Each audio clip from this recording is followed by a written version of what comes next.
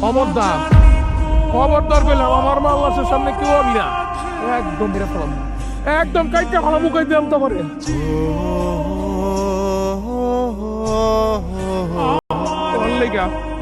শুধু তো লেগে আমার ভাই লাশে বাড়ি ফিরছে।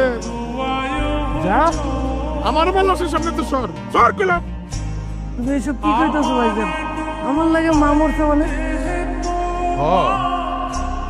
তোর কারণে আমার ভাই মরছে।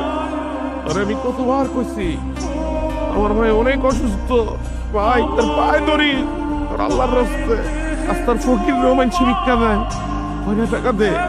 ওর পাটা হসপিটালের বারান্দায় কুকাইতে কুকাইতে মরে গেল। দেখ না কেউ কোনো সহযোগিতা করস না। বড়মাটার আমি বাঁচাইতে পারি নাই। অগলিকা বড়মাটা মরে গেছে। ভাইজান আপনি এটা কেমন কথা বল? আপনি থাকলে তো আপনার মারে বাঁচাতে পারেন নাই, আমরা থাকলে কি আপনার মা বাইসা যাইতো? চুপ, একটা কথা কবি না।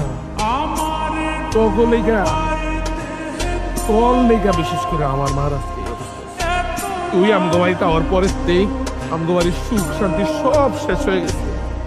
আজকে মাগো আজকে আমি কইতে চাই মা, তোমাকে চোখে আঙ্গুল দিয়ে কইতে চাই। আমি সবসময় তুমি ঘরে কইছি মা কোনো কথা কই না, চুপ করে থাকো। আজকে তোমার জনি কথা কইবো মা, আমিও চোখে আঙ্গুল দিয়ে দেখাই দিতে চাই। তোরা তোরা আমার ভাল লাগে যা করছস, কোনো মানুষ কোনো সন্তান তার ভাল লাগে এরকম করতে পারে না। তোরা মানুষ না, তোরা মানুষ। এই বউয়ের গোলাম দেখছস, তোর গোলামির কারণে আমার হাতের আজকে কি অবস্থা।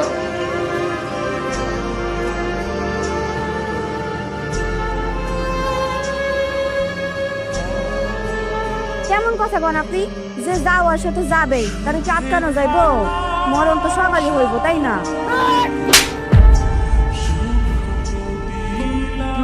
তুমি আমার গায়ে হাত তুললা? চুপ, কথা কবি না তুই। তোর লইগা তোর সাথে সংসার করতে যাই আমি ওর মারে হারাইছি। আমি আমার বড় ভাইয়ের সাথে দুশ্মনী করছি। আমার কাছে টাকা আসছিল না, আমার কাছে টাকা আসছিল। টাকা আমি আমার মার চিকিৎসায় খরচ না কইরা শালির বিয়ায় খরচ করছি। শুধু তোর কান পড়া আমার কি কইছি? একটা টাকাও যেন আমি না দেই। তোর কথা হই না, আজকে আমার মায়ের লাশ এনে পইরা আছে। ব্যাগ গোছানো আছে না?